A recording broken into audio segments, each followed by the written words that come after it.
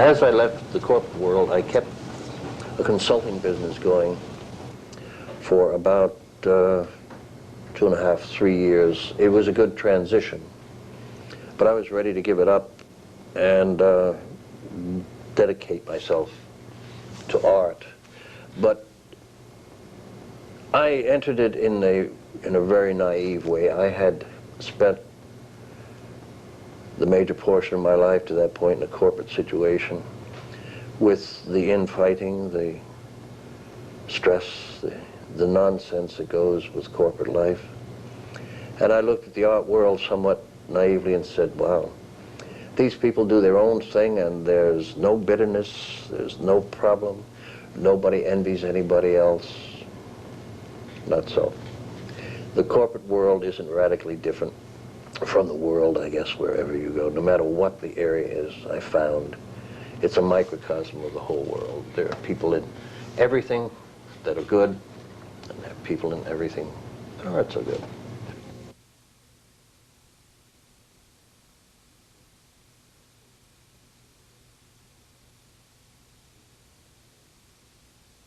My first realization that I wanted to do something of this sort was probably when I was in my 30s, when one of my daughters started sketching.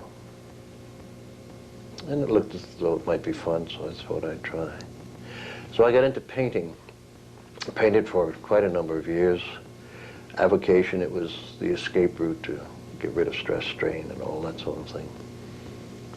And then about 18 years ago, I was invited to a party at which a sculptor was in attendance, and met Steffi Friedman, and Steffi said, come on down to the studio. So I went down to the studio, started playing with clay, then moved to stone, and that's the last time I ever did anything as far as painting was concerned of any consequence. Oddly enough, I do keep a pedestal or a tripod back here with a canvas on. From time to time I need color, I guess. That's the only solution I come up with. I have to paint something. So I paint it, and I leave it, I let it dry, and then I put gesso all over it and make it white again. But it's just a need that I have from time to time, I think. A lot of things turn me on. Everything in nature that is there is different. There's nothing repetitive about it. There's a balance in nature. There's no symmetry. You don't have a couch with a lamp on either side to make it nice and even. It doesn't happen in nature, and it doesn't happen in any of my work. People, objects, experiences, looking at other sculptors. In fact, when I go down to Washington to the Hirshhorn or Storm King and look at the sculptors down there, it's so disheartening. The work that they turn out is so fantastic. And then in a day or two, the urge comes back again.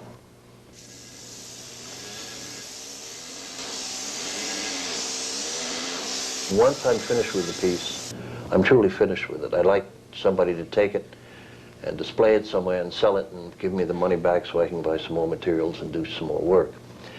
The creativity, as far as I'm concerned, ceases as soon as I say to myself, it's finished. Talking with Bob Francis one day, he does watercolors, and he can do a finished watercolor in 2 or 3 hours. And in 2 or 3 hours, I've got the stone up on the workbench, and I've got it balanced, and I've begun to clean it off. And I'm 2 or 3 months away from completion on a piece, and he's 2 or 3 hours away. Mm. And when he's finished, his total intrinsic cost is probably a couple of bucks, for the paper and the watercolors, where I'm paying $1.50 a pound, $2 a pound. So if I've got a 1,000-pound stone, I'm starting out with a couple of $1,000 to start with, and a fair amount of hard work to get to the finished piece.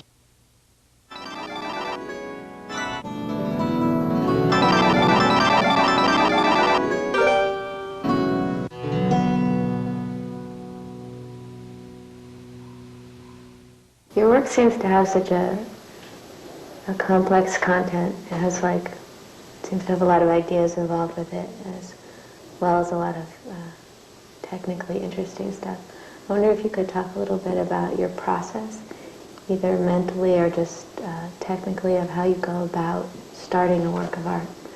Sure. Yeah, I mean, I really like to throw in as much as I possibly can. I mean, I always get a little bit disturbed when I see art that seems to me to be just about one thing, you know, like it's just about sort of materials, or Right. It's just about ideas. I mean, I don't see why you shouldn't sort of throw everything into the mix and sort of see what happens. Usually when I'm thinking about a piece, I know that it's something I'm going to do if I can actually sort of see it. I mean, just sort of like envisioning the completed piece like you would see a slide. If I can see that in my head, I know that it's going to work, and I can figure out how to do it from there. I don't make a lot of sketches before I start working on a piece, you know, sort of even optimally. If I see the piece and I know what I'm going to do, often I still want to make changes as I go. So, you know, clay or wax. Now that I'm casting more in bronze, I work directly in wax sometimes, and then cast a unique piece in bronze, just sort of as a sketch. I mean, the past year or so, I've really just been pulling things out of my head. I haven't worked from the model at all, really, and I'm mostly looking for sort of humor and just sort of poetic situations and puns, and just trying to do work that's sort of about sort of an environment, you know, hopefully, you know, creating sort of like a little poetic moment with a figure in an environment. So, and also working smaller. My work is getting a lot smaller. It's important to me that I have stuff that's portable. So the larger pieces in plastic resin are pretty light, but a larger piece in bronze would be a little tough for me. So I'm working a little smaller in bronze for that reason. Some of the things that I do, I am doing as sketches, you know, for maybe a larger piece down the line. I would love to do sort of a big outdoor piece. But we'll see. I mean, that's sort of like a lifetime goal. I went to a women's college, and I was really concerned with, you know, sort of the politics of feminism. You know, that was a real guiding force for me for a very long time. And I really firmly believe that, you know, the personal is political. So for a while, I sought to do pieces that were sort of about women's lives, I guess, but, you know, very gently, sort of about women's experiences. And now I think I'm moving away from that a little bit, although still when I go to sculpt a figure, I usually do women. I mean, I just think they're more interesting, so that's a bias on my part. Doing things in bronze allows greater freedom in a way, because for one thing, I don't have to worry about the molds as much, so I don't have to sort of think of the piece as something that will be cast later. I mean, sometimes when I would work on a piece, I would change it a little bit so there weren't so many undercuts, just for example, just so that it would be easier for me to do a mold on it later, because I'm not the greatest mold maker. But just because bronze, you know, is stronger, I can do pieces that have sort of jutting parts and deep undercuts and things that need to be welded up later, because I'm working at the foundry and I have some technical help and can do things that are a little different. The subject matter will change, my ideas will change, but as far as being able to do more or less work, it sort of seems to have a rhythm of its own. I mean, sometimes I have a lot of time, and, you know, and it seems like I should be able to get a lot of stuff done, but it's very hard for me to. And then other times, you know, I stay up late working and I'm really involved in it when there's a lot of other stuff going on. It's not something that I seem to be able to have a lot of conscious control over, although I try to work every day at something. And luckily with sculpture there's enough sort of grunt work to do that there really is always something to do. You know, you can file something down or, you know, mix some plaster or something. So. But I think I work very slowly. I think it takes a long time for ideas to percolate. I don't think that seeing a piece when it's done necessarily leads to something else for me. I tend to see each piece as sort of a discrete project. Right. I've never really worked in a series or anything like that.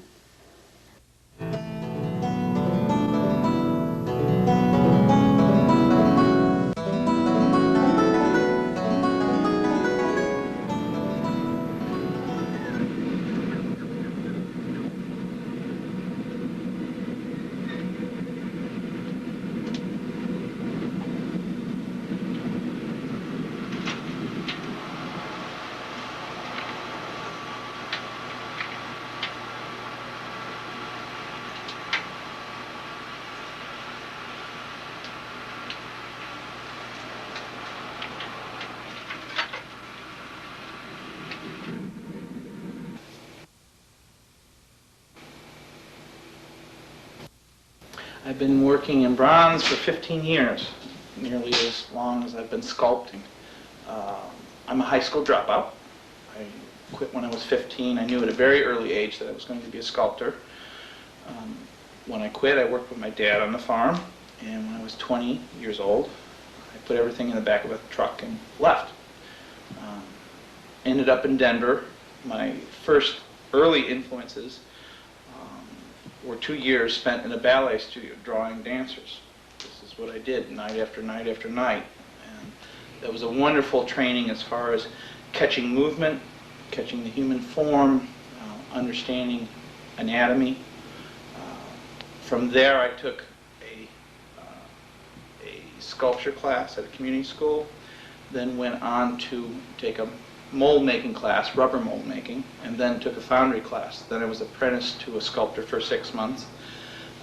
He had his own foundry, and at the same time I was working with another friend at night who had his own foundry. After 6 months, I then opened up my own studio in Denver, still working with a couple of friends, both making molds on contract labor and doing foundry. And what I would do is I would trade my labor for bronze. And I knew at a very early age that the only way I was going to get the work into bronze was to learn the process, the whole total process. Otherwise, as a young sculptor, you just can't afford it. So that was my goal. I've always loved the Impressionist movement. Degas in particular. That's one of the reasons why I sort of ended up in a ballet studio. But when I was trying to paint, I could never grasp through a brush. But when I actually put clay in my hands, it was like one of those moments that Joseph Campbell talks about, the epiphany, where you know it's like angels come out of the sky and you just feel that this is what you were supposed to be doing all along. And I never looked back. So that was 15 years ago. And my artwork has really brought me everywhere and everyone that I've ever needed and ever wanted. I always knew, even earlier, I knew that's what I wanted to do. And when I quit school, basically all I did was buy paints and buy art books. And I feel very fortunate that I knew what I wanted to do. And it's the best gift that if there is a higher power that can be bestowed upon a person, because it gives you the foundation of faith that you can take charge of your life and take it forward. Because I never went through a college situation, I never really learned about different theories, but what I knew from the heart is that if I took a human figure, because you're human, you could take something from it. And that's what I feel my artwork is about. It's about communication, and it's like poetry. You can say something in poetry or in a sculpture and dance that you can't put into words. People will come up and look at my work and they sometimes will ask me, well, what were you thinking of when I did that? And I says, well, what do you think? Because it's what the viewer takes from a piece that's important. It's not really what my idea, it's what you take. That's what's important. That's what makes the work so unique. And I feel that's true for all artwork, whether it is abstract or whether it is, very classical work. It's really that communication between the artwork and the viewer. When I first started out sculpting, I thought it was me doing it, and I don't feel that way anymore. I really feel like I'm just a helper. I mean, I see these things. Everything that you see, I see inside my head. And then I sketch it, and it might be years before I actually get a chance to sculpt it. But where it comes from, I don't know. I just know that that's what I'm supposed to do. The difference between stone and bronze is that in bronze it's usually an addition process. You have your original model and you're adding to it. In stone you're taking away, you're chipping away, and as Michelangelo said, getting back to that form that's within the block. In bronze you're adding and you're putting this life around it. Even the smallest pieces are hollow. That's part of knowing your craft. The reason for that is that, first of all, bronze it's a heavy medium, but if you cast it thin, you can take something that would be, say, 250 pounds and make it 20 pounds by making it hollow. That's again one of the technical process, and that's why learning the technical process was so important part of my beginning. We are a part of nature. No matter how much we think that we have these brilliant ideas, when it all boils down to it, you're going to die. You're going to rot. So you're just part of the process. But I hope that if I do ever become famous, that I can have sort of a mental dope slap and just remember, I come from a farm. I come from really basic people. My folks don't give two rips about art. My dad, when we were building the studio, it was raining one day. It was raining, and my dad said, what are we going to do today? And I said, well, we could go to a museum. I was in a museum once. You've seen one, you've seen them all. That's really how they felt about artwork. I mean, they think it's wonderful, they see my stuff, and they're, oh yeah, and they especially love it when you get in the paper. But to really, a few pieces, the other side of Eden, piece going through the wall, my dad really loves. And it communicates. I see that often. Certain people just, for some reason, a certain piece will tie into something that they've felt, and they will expand upon it. And that's what the job is about. It's a job. It is my job. It's my craft. You can. After all, it wasn't until the Renaissance that the arts were actually thought of as an art. So it's not been that long. After the Second World War, when I come back from the army, I said to my father, I'd like to be a sculptor. He was very surprised because in my family they're all businessmen, people. So when they know I'd like to be a sculptor, it was a little shocking for my family, but they accepted.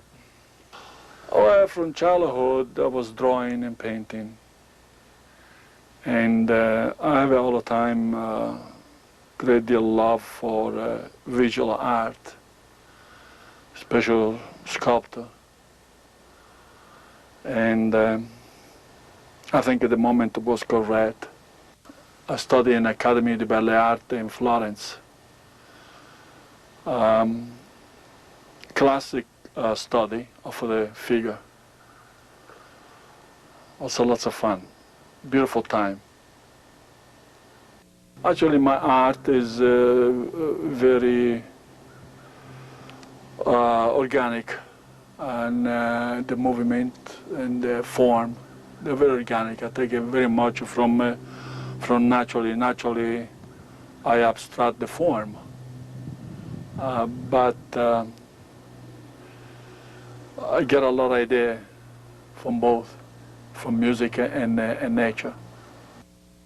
I studied classic form in academy for 4 years, and also I studied anatomy from the cadavers, and that was something. So my training was completely classic. But then I find that free form was more, have a great possibility of a work. And I choose the free form. For me, the challenge is very important. Do something you never did before. And I like that very much. And in my sculpture, I try to find a great movement in my form, which is very similar to music or the nature.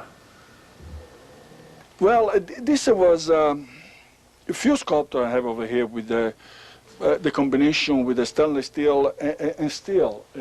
One is over there and the other is up above. And this one.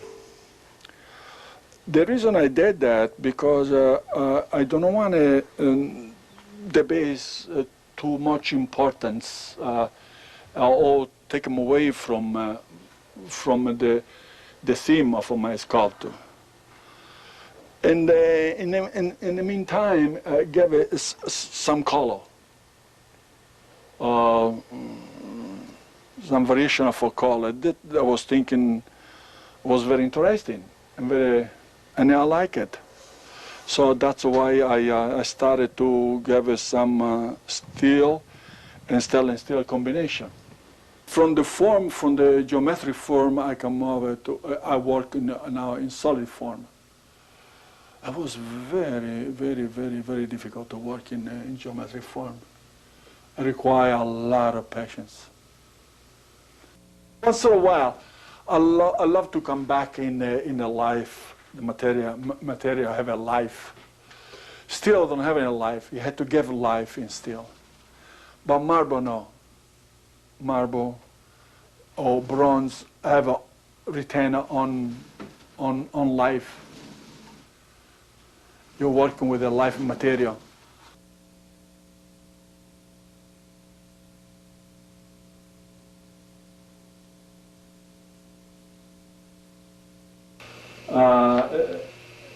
It's an apple tree, and this is the apple.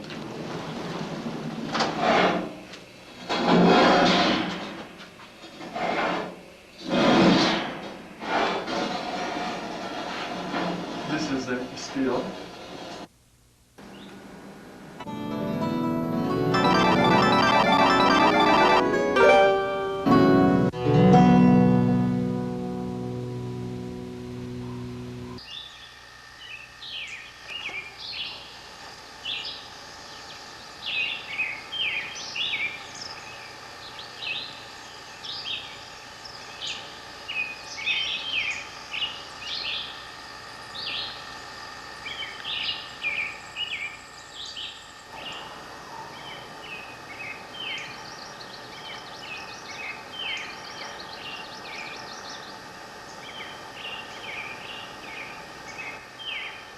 We're in West Stockbridge and visiting with Mrs. Lexi Stoller and in Lexi's studio. Yes. And the name of the place is Orlemonde, O-R-L-E-M-O-N-D-E, Orlemonde, because we stole it from Mézeray in the south of France. It really is a short version of dehors le monde, which means out of this world. We had 3 products, dehors le monde products. The next room was our packing room. We had a great big thing. We did the whole thing here. We made everything, sold everything, set everything. It was just after we moved up here and he was getting used to a new way of looking at art. He'd been doing great big representational pieces almost until then, which is about in the 50s. We bought this house in 1945. I was teaching at the music school and all over the place, and he was thinking.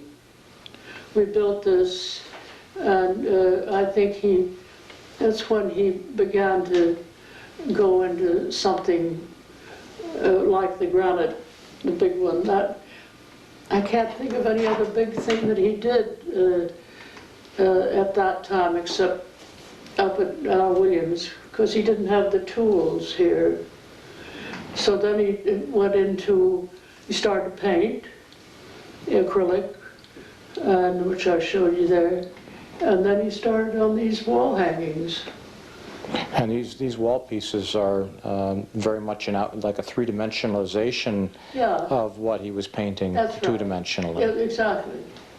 And he always had a great feeling for color, and I hope I didn't influence him too much, because sculpture to me was always gray and kind of dull. And I wanted it pepped up, and so, boy, when he started this, I don't know. So you nudged him along a little bit in this color direction. I sure did. So it was a different thing completely. Very, very musical, he was. In fact, he knew he had a sister who was a concert pianist at one point. She gave it up because she got married, and he was brought up much more music than I was, but he never wanted to be anything but an artist, and he did a lot of things when he was young. Of course, he went to the Art Students League. His father was in the dress business, and he had a lot of relatives who were very, very musical.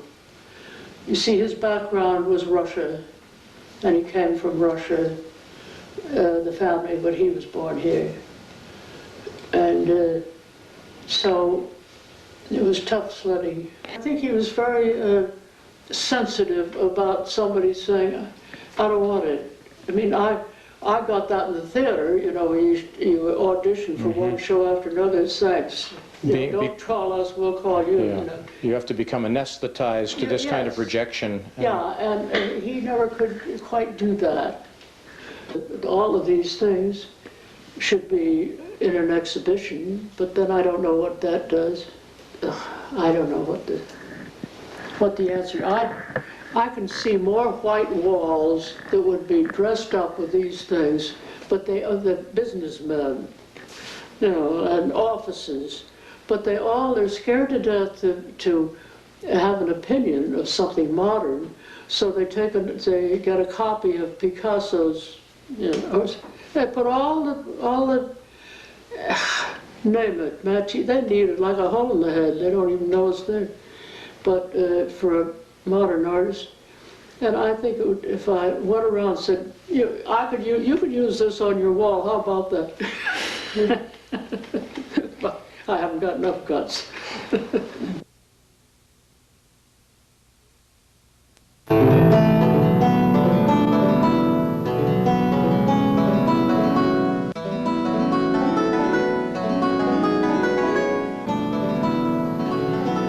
I think the whole sculptor, the whole idea of my sculpture anyway, is you do what it tells you to do.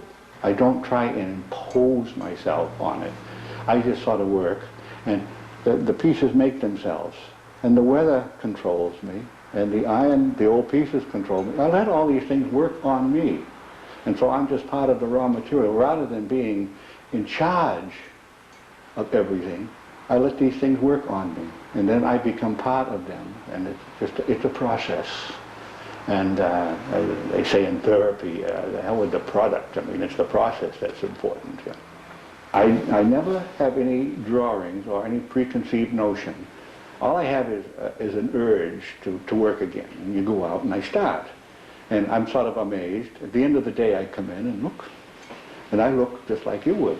That's like the first time I saw it. And usually birds happen. And they really literally happen. So there'll be a couple of birds.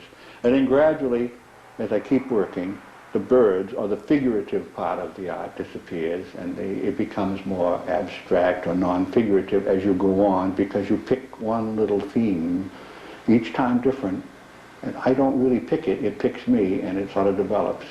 And I think that's that when you really feel lucky and wonderful to be, privileged to be allowed to work like that, because how do you say it? It's just, you're like a tool, and you use, and if it comes out and you look and it's wonderful, you say, hey, thank you. Somebody let you do this. And you don't, that's the mystery part of it. And as I was saying, some of the best things that I have done have been accidents. And the accidents happen, but they only happen if you're there working. I sort of live with the pieces, and some days they look good to me, and some days they don't look good. And it's a mirror. It gives you back, the piece gives you back what you are that day. And so it's very, very hard to judge. And when you see all the pieces in the art out there, I look at that more like a proving ground. And I do the piece, and I'm delighted. And I come down in the morning, and gee, that's nothing.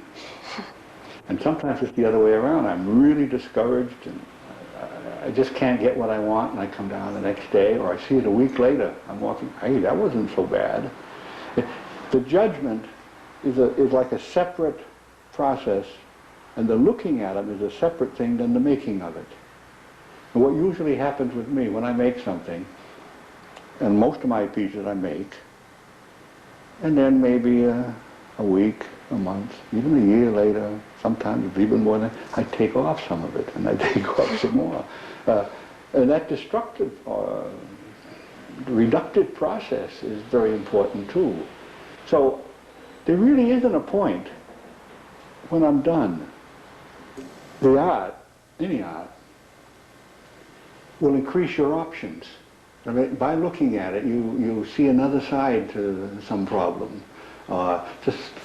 To something you already knew, but you see it through somebody else's eyes for a minute, and it looks quite different. And if you've got an open mind, it's fun, and it's the whole process, and that's what really it is. I hardly ever go to galleries anymore. It's got a heartbreak in most of the time. I don't feel happy coming out. And I think a lot of art is very valid, but gee, a lot of people must be awful unhappy. And so with my piece of the family group and all like that, a lot of my whimsical pieces, people, well, they think they're not serious pieces, or they'll put them down because there's a little humor in them. And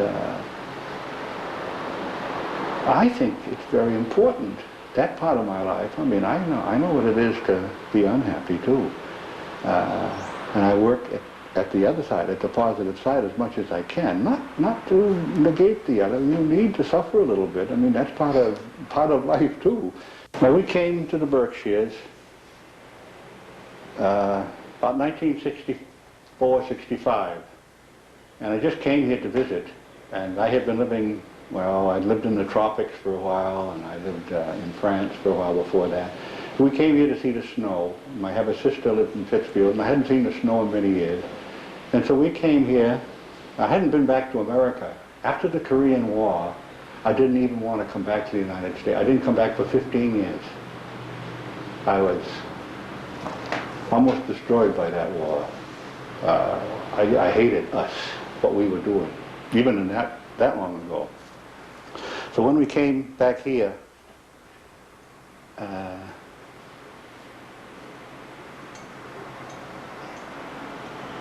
it was a wonder. The old sculpt, the old iron and the old pieces, they really gave me life. I didn't give them life. The continuity and what we really represented in America. This wonderful, wonderful moment I had that says this better than probably I could otherwise. And at the World's Fair in Brussels in 1954, the American Pavilion was a big, empty, bucket full of dome. And the Russians, right across the street, had this huge building, and they had the Sputnik going, and they were so proud, and they had gone to the space, and they had the Aleutian. They were already flying jets. We didn't have anything like that. So there was this big bucket full of dome, and you walked inside, and there was nothing in it. It was empty, and you could hear your footsteps. And you walked down this long, long ramp inside this big empty dome, and there was a lake, a small lake inside the dome. And on the lake was a raft. And on the raft was a chair, a shaker chair. And on the shaker chair was Abraham Lincoln's hat. And that is America. The hell with the cars and the business. The whole thing is ideas. And that really thrilled me. And when I saw the old farm machinery, that connected. And that is the real America. And I love it. And it healed me.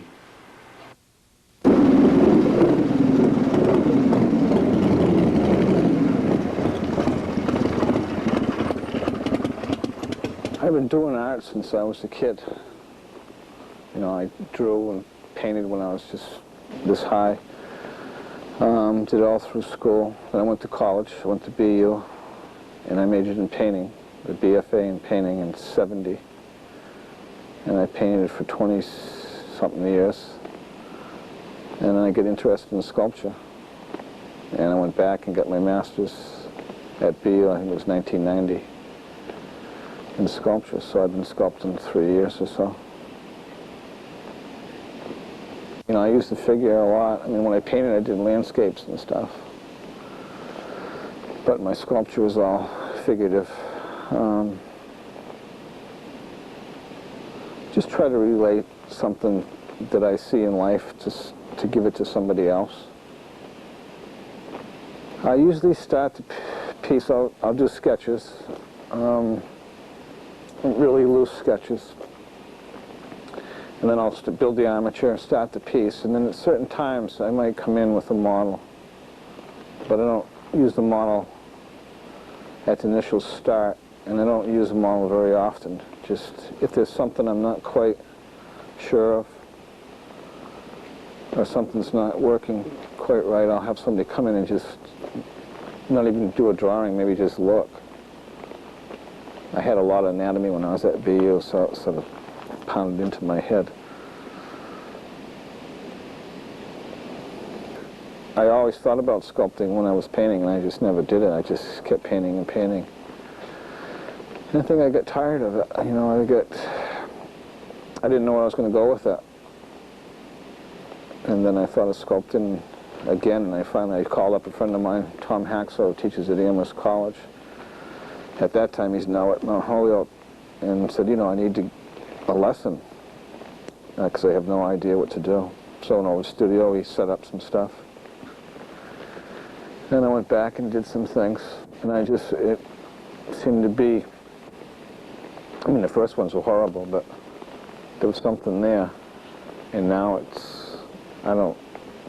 once in a while I'll think about painting, but, you know, the color thing. But the sculpture's more, it's my love now. What I've been using mostly, I've used wax and clay, but Albert used to use a direct plaster, and I sort of got into that. Cast a lot of pieces in plastic bags or different containers and get shapes and sort of put them out and then start to figure. And then when you know, you might see a chest or a stomach or part of a leg or something like that in one of these pieces. And you can actually cut it down. Like the leader in the swan, I had feathers, and I put it all in the bag, and I could see feathers, and I would carve them out. And then what you do is you just take the plaster when it's a certain consistency, and you can just stick it on the feather and pop it right on the piece. And in 2 or 3 minutes, you can actually go in and carve on it and chip at it. And it's spontaneous, and it's not just additive. You can take it away too, so it's like clay that way, which I like. I worked in clay. I did a life-size piece for East Longmeadow last year, a bronze figure, and I've worked in wax. I'd like to start doing some carving in wood. I've got some tools and I've got some wood, but I haven't started it yet. I don't know what carving's going to be like. I don't like to take things off I can't stick back on. These are like the first pieces I did when I went back to school, and this was a proposal for a Holocaust memorial in Boston.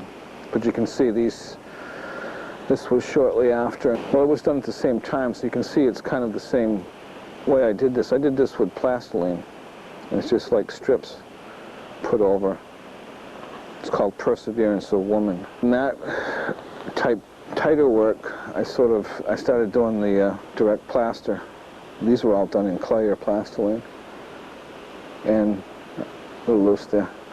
You can see the different shapes and cast pieces that I used. These are all cast plastic bags. Weinberg influence there. This is the same way.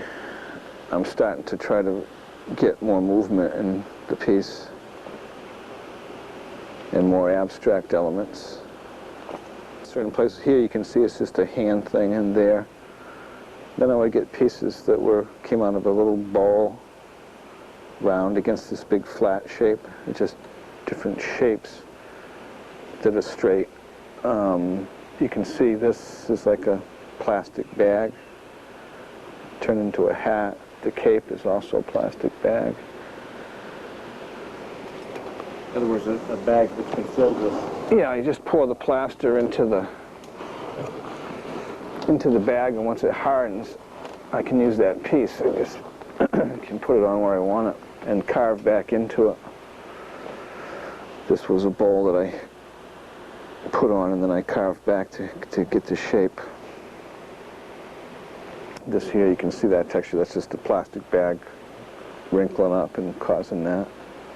Because I sort of like, a lot of times when I'm sculpting, it's not like the painting was. Like the sculpting takes over me and I don't control it. It's my higher power or something, but I'll put something there and all of a sudden it looks right.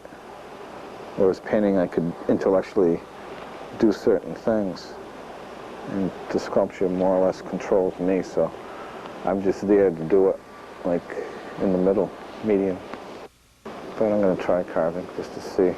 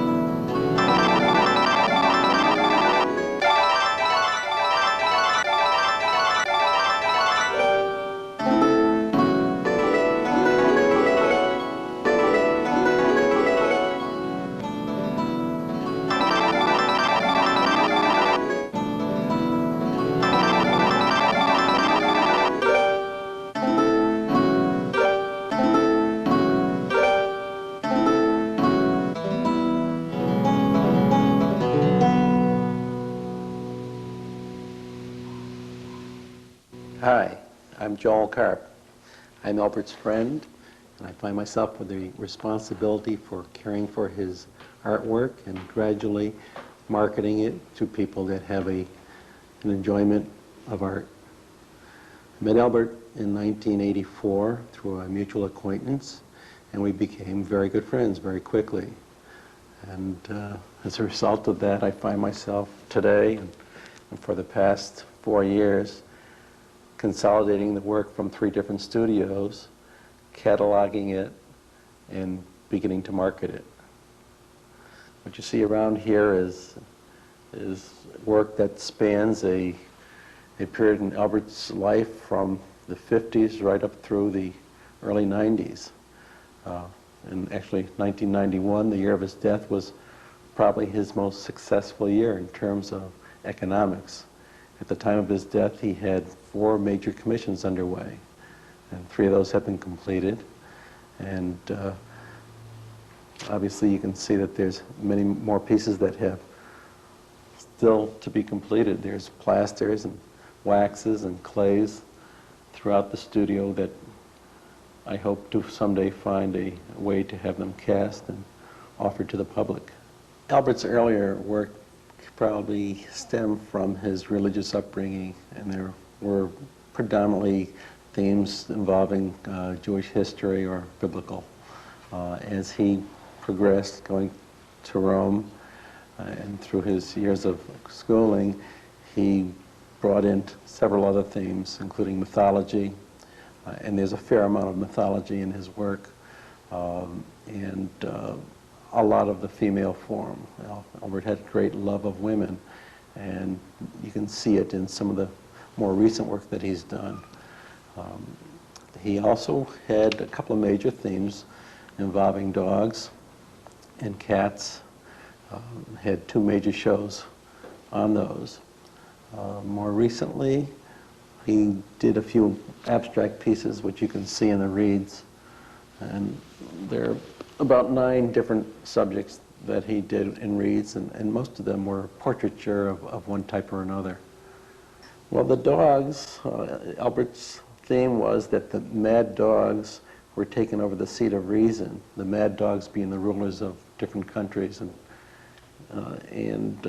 he was obviously very upset at those, and if you look at some of the specific dogs, like the mutant dog, you can see how ferocious and wild that is, or the dog on a burning table. Even the title, Dog on a Burning Table, gives you some idea of what he thought the hot seat that the dogs, these mad dogs, were on. There are a number of smaller dogs that are either entwined, or a 3-legged dog, or a seat of reason being torn apart, all, again, using the same theme that the world is chaotic primarily because of the rulers. The cats, I think in the cat show, which he did in the early 80s, what he tried to do there was show all the different styles that could be undertaken in sculpture. And there was an occasion when I spoke to the master caster at Talix, the major foundry in New York, and he related a story to me about Albert bringing in 17 different pieces to be cast, and each one was in a different style, from cubism to total abstract. And he just couldn't believe that one man could be so diverse in his ability to do so many things and do them all so well.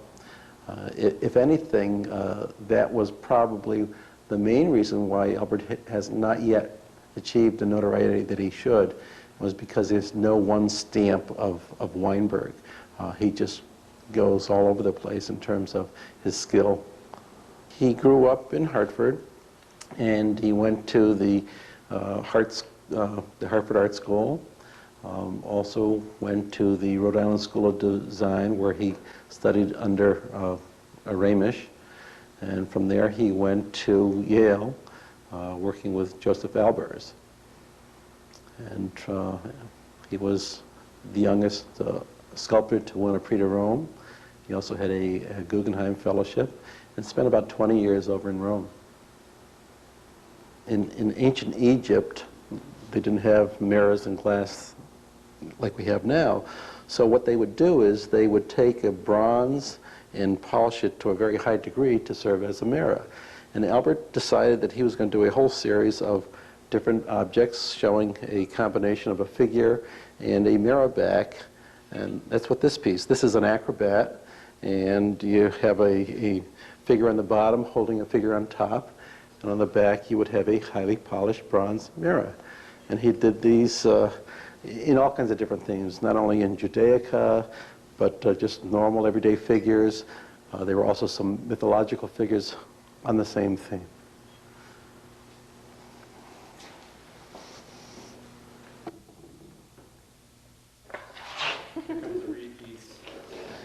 Okay, the reed pieces were a series that Albert did in the late 80s, and the reeds were pieces that he cut off of Route 84 in Connecticut. And typical is this piece, which he titles Two Complex Individuals in Search of Reason for Being.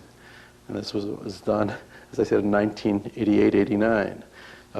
At one point, it was his thought to take these and to cast them in bronze, and that may eventually be the case.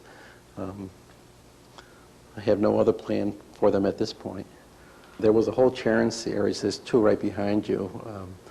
The one Charon was the oarsman over the River Styx. And there's one there, and there's one right behind Hillary. Although that one almost looks more like a Judaic figure. To me, it almost looks like it represents Moses. And if you look at it closer, you'll see that he has the little boat, and he has a sacrificial lamb draped over his shoulder. If you have a chance to look over there, you'll see a wooden bird cage. On top of the bird cage, there is a cardboard object that was Albert's representation of a bird. And a number of years ago, Albert took one of those keys that chirps when you clap your hands, and he inserted it into the bird figure so that when he would come in, he'd clap his hands, and the bird would chirp a greeting to him. Unfortunately, the batteries have worn out and need to be replaced. The mailbox is something that Albert had painted for his new home in Mansfield, Connecticut. And one of my last things that I did on leaving the home after it was sold was to take the mailboxes, just part of something that he always wanted and finally had achieved.